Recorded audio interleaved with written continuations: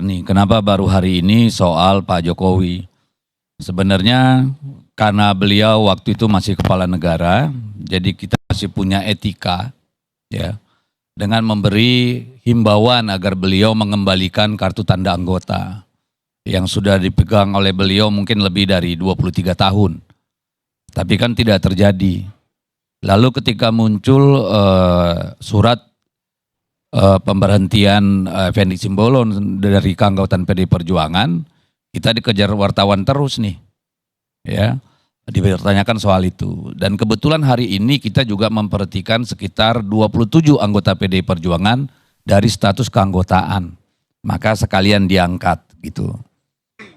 Kenapa? Bukan ya, kan ada 27 juga anggota PDI Perjuangan yang kita anggap melanggar etika partai, kedisiplinan, dan aturan-aturan lain di dalam partai. Dan wartawan bertanya bagaimana Pak Jokowi, lalu Sekjen menjelaskan bahwa beliau sudah tidak punya ide yang sama tentang tentang hukum, tentang bagaimana menjalankan kekuasaan politik, bagaimana menghargai demokrasi, sehingga serta-merta tentu kita sudah menganggap beliau dan keluarganya bukan lagi menjadi bagian dari keluarga besar PDI Perjuangan gitu, Bang Karni. Kita kembali ke topik malam ini.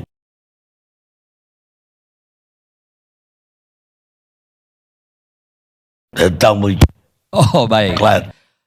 Kalau fenomena partai coklat ya, ini saya nggak tahu siapa yang pertama ngomong partai coklat.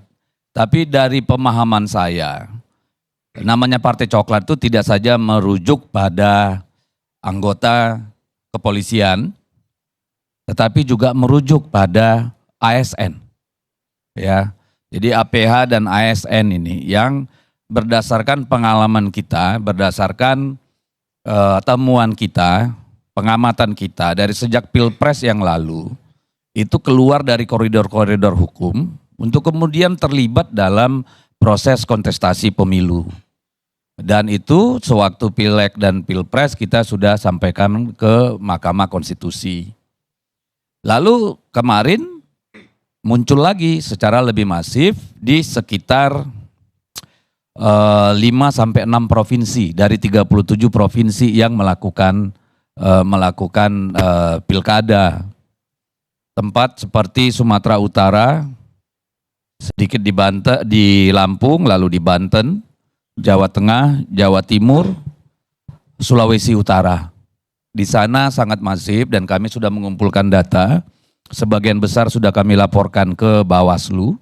Nanti yang baru datang kita akan laporkan kepada Mahkamah Konstitusi. Nah, kenapa muncul katakan gagasan itu?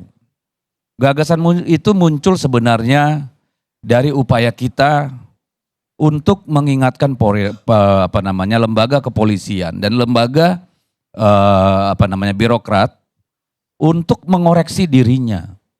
Apakah tindakan-tindakan yang menyimpang dari sumpah janji mereka dari koridor hukum dan perundang-undangan ini perlu diperiksa, introspeksi gitu. Makanya kami dikatakan bahwa ketika kami usulkan agar dibawa Polri itu di bawah Panglima TNI, banyak yang bilang, oh itu mengkhianati reformasi. Pertanyaan saya sekarang, bukankah pengkhianatan reformasi dilakukan oleh mereka sendiri? Ketika dalam undang-undang peraturan sudah jelas, kemudian dilanggar, bahkan Mahkamah Konstitusi sampai merasa perlu mengingatkan bahwa itu ada konsekuensinya pidana. Jadi mari kita kembali dulu ke reformasi. Dulu kita sama-sama teriak, kita sama-sama berjuang supaya Kepolisian Negara Republik Indonesia dipisah dari angkatan bersenjata. Dengan harapan kemudian dia keluar dari perilaku militeristik, ya, yang memang tugasnya untuk kombatan, kemudian menjadi benteng bagi masyarakat sipil. Menjadi pelindung dari masyarakat sipil, pelayan dari masyarakat sipil, sebagai penegak hukum, perundang-undangan, peraturan. Mereka kita harapkan menjadi tempat di mana keadilan bisa ditemukan. Itu mimpi kita dulu sewaktu reformasi sehingga Polri kita pisah. Dan waktu itu dilakukan upaya untuk mereformasi polisi itu nggak tanggung-tanggung, Pak. Kita tidak hanya menggunakan APBN, bahkan lembaga seperti PBB, United Nations, bahkan NGO-NGO besar mungkin seperti Ford Foundation atau yang lain itu ikut memberikan berbagai pelatihan kegiatan yang kemudian mendorong supaya lembaga kepolisian kita ini menjadi organisasi yang profesional, ya, organisasi yang berwibawa, organisasi yang disayangi oleh masyarakat sipil. Karena mereka 24 jam dalam sehari berinteraksi dengan masyarakat sipil. Kan itu nih gagasannya. Perjuangan masyarakat. Ya, itu perjuangan masyarakat sipil termasuk saya. Saya sendiri mengalami kekerasan berkali-kali pada waktu rejim Soeharto. Dulu Pak kita nggak bisa duduk lebih dari 5 orang Pak. Kalau kita cerita panjang itu urusannya. Bagaimana saya sendiri dengan pengalaman sebagai aktivis, saya hampir di semua daerah terlibat dalam advokasi masyarakat berhadapan dengan korporasi maupun berhadapan dengan negara. Ya, luar biasa sekali tadi penyampaian dari Bung Deddy Sitorus ya terkait persoalan-persoalan yang kerap terus-menerus terjadi teman-teman pada Pesta Demokrasi 2024 dan sampai detik ini pun masih menjadi bahan perbincangan dan perdebatan yang sebetulnya menurut saya ini diskusi antara kubu si A dan si B dan pendukung si A, si B, si C dan seterusnya dan seterusnya. Nah, tetapi pada segmen ini kita mengetahui bahwa kejadian politik yang memang terjadi pada Pesta Demokrasi 2024 ya pada Pilpres sekalipun sudah mulai terlihat bagaimana instrumen politik ya bagaimana persoalan-persoalan dinamika politik yang terjadi berbagai problem ya sampai ke kontroversinya itu kita temukan pada Pilpres 2024 lalu. Kenapa kita menyebutkan hal seperti itu? Karena bagaimanapun kita melihat bagaimana instrumen politik yang terjadi dan kemudian netralitas dari pemerintah dan kemudian beberapa hal yang perlu kita lihat dan mungkin teman-teman rasakan sekalipun atau teman-teman hanya mendengarkan sekalipun itu banyak sekali dugaan intervensi, kecurangan, intimidasi dan yang lain sebagainya. Dan ini kan sebuah hal yang merusak peradaban dan tatanan demokrasi yang ya seharusnya berjalan dengan jujur dan adil, dengan fair, dan bagaimana hukum itu ditegakkan seadil-adilnya, dan bagaimana pesta demokrasi, pilpres berjalan sebagaimana mestinya. Tetapi yang kita lihat bahwa pemilu pada pilpres lalu itu kerap sekali banyaknya dugaan-dugaan kecurangan, ya, intervensi, netralitas, dan juga sampaikan ada partai coklat dan partai coklat ini memang kita tidak hanya berpatokan kepada ke pihak aparat kepolisian, tetapi bisa juga ASN dan seterusnya dan seterusnya.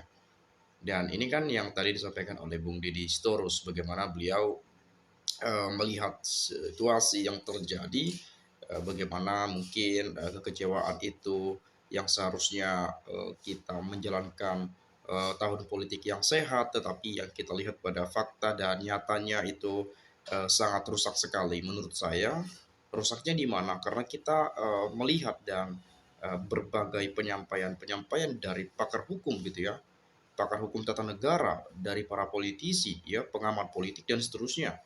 Itu melihat dan menyuarakan bagaimana bobroknya pilpres kemarin. Nah, begitu juga pada pilkada sebetulnya hampir samalah seperti kejadian pada pilpres. Saya sendiri juga mengikuti bagaimana proses pilkada yang mungkin saya bisa lihat di beberapa provinsi besar di media-media. Saya melihat bahwa banyaknya juga dugaan-dugaan kecurangan tersebut, keterlibatan partai coklat, ya, pengerahan aparat sampai PJ-PJ gubernurnya, dan kemudian sampai ke kepala desa secara terang benderang mendeklarasikan dukungannya kepada salah satu kandidat atau calon, dan mungkin masih banyak lain-lainnya gitu ya, seperti politisasi bansos, amplop ya, money politik lah tepatnya seperti itu. Dan itu banyak sekali disampaikan di media-media yang saya lihat gitu ya.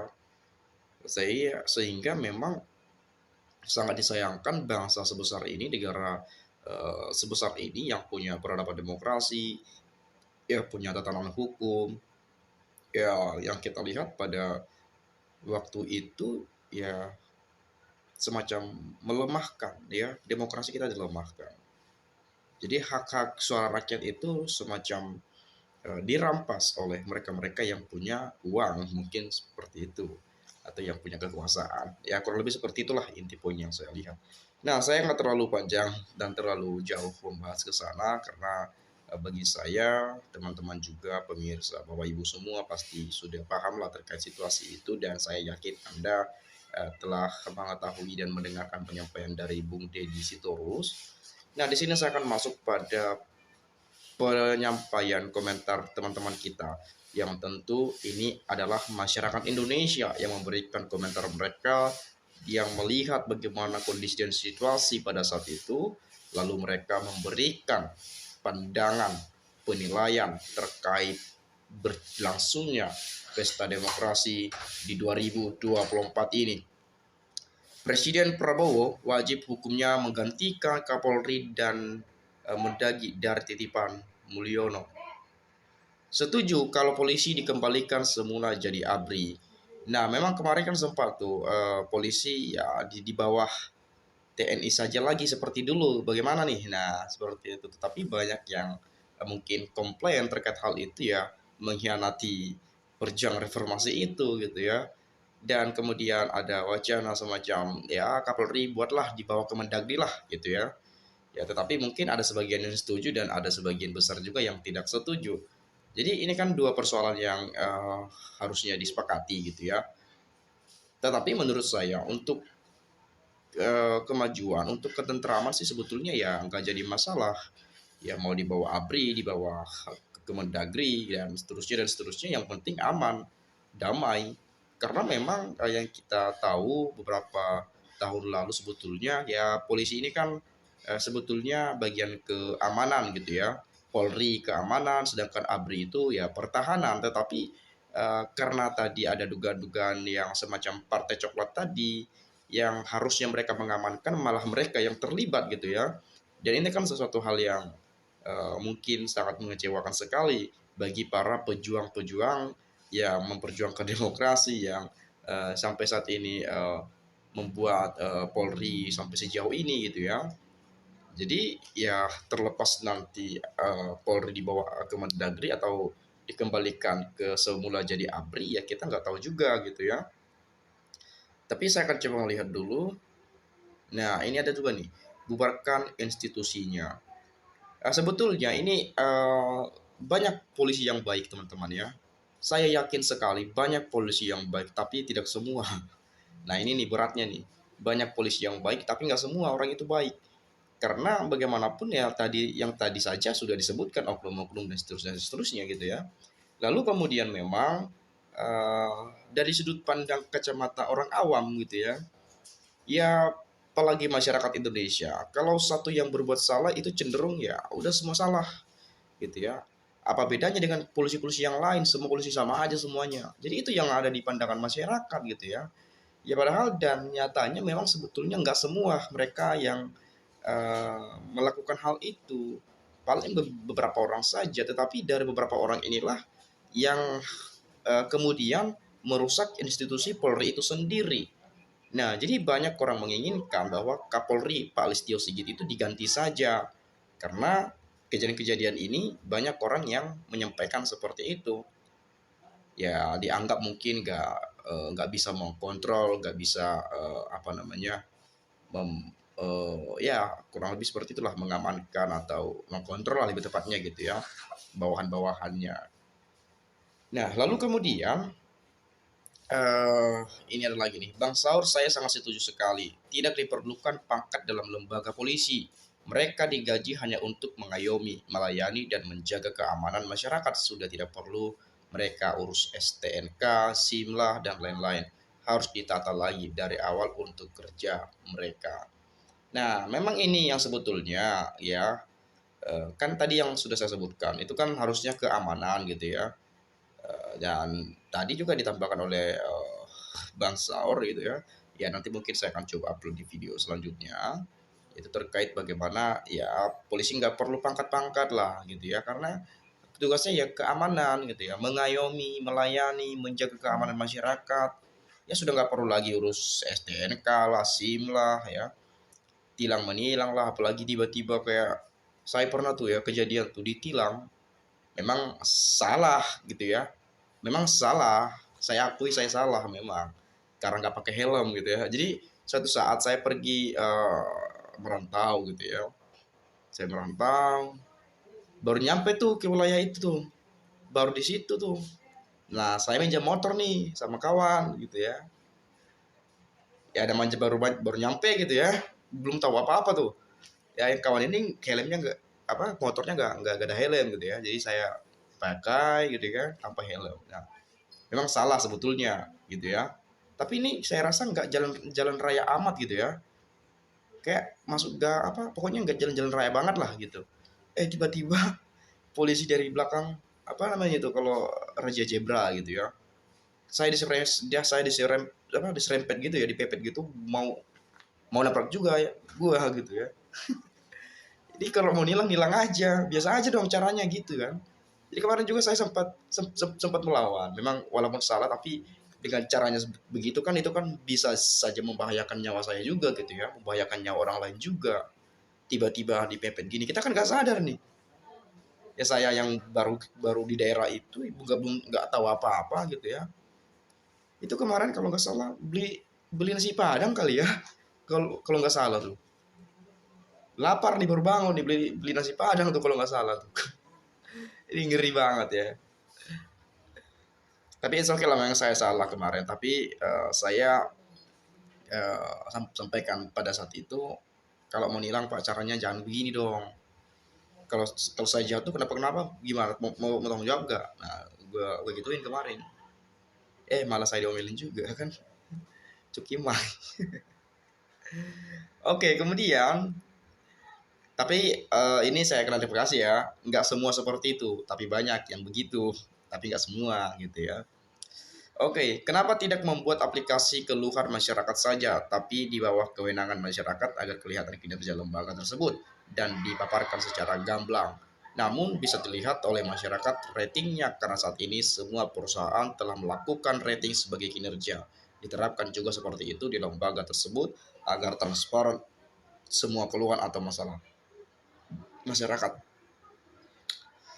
Sentuhan kelembutan cahaya mutiara, hati Al-Quran, dan seterusnya. Ya, ini masalah kebohongan ya, luar biasa.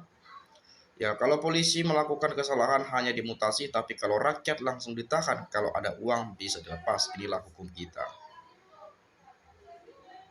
Posisi arpi, ono cawe-cawe, rapopo ya. Saya suka orba, bagi rakyat hidup di masa itu jauh lebih enak. Ya, bahan makanan murah ya Bu ya. Ya, saya pernah juga dengar tuh di zaman Orde Baru itu ya kebutuhan pokok masih murah lah, seperti minyak goreng, beras dan lain-lain. Sekarang ini bengkak sekali nih. Pengeluaran makin nambah, belum lagi bayar pajak ini itu macam ya biayanya ya. Oke, ini yang terakhir, saya nggak ngerti keren Deddy terus kok bawa-bawa netizen seakan merendahkan netizen. Ingat Deddy, kamu bisa di atas karena ada yang, ini bukan masalah merendahkan, tapi kan ini saya juga ini ya, saya menyuarakan komentar netizen juga ini ya. Bukan kita memihak, ini saya sampaikan komentar netizen aja nih ya. Masalah dasarnya kebanyakan polisi tidak jujur, berpihak pada yang berkuasa sama yang beruang. Aturannya sudah baik, sifat dia banyak yang tak baik, mereka jadi aja kebanyakan dari nyogok ya. Oh, polisi jadi aja karena nyogok, oh iya ya. Yang bikin masyarakat nggak puas adalah jika oknum bermasalah seperti kasus Cirebon juga Brigadir J. Namun penanganannya yang bikin masyarakat nggak puas, sangat-sangat lambat dan sulit. Ya, beda sipil dengan sipil cepat sekali. Mungkin itu Pak yang harus dirubah saran dari masyarakat banyak. Ya, luar biasa sekali ya penyampaian-penyampaian itu. Ya, saya rasa Anda juga boleh memberikan komentar yang sama atau yang berbeda. Itu saja mungkin sekali lagi saya mengucapkan salam inspirasi, salam NKRI harga mati.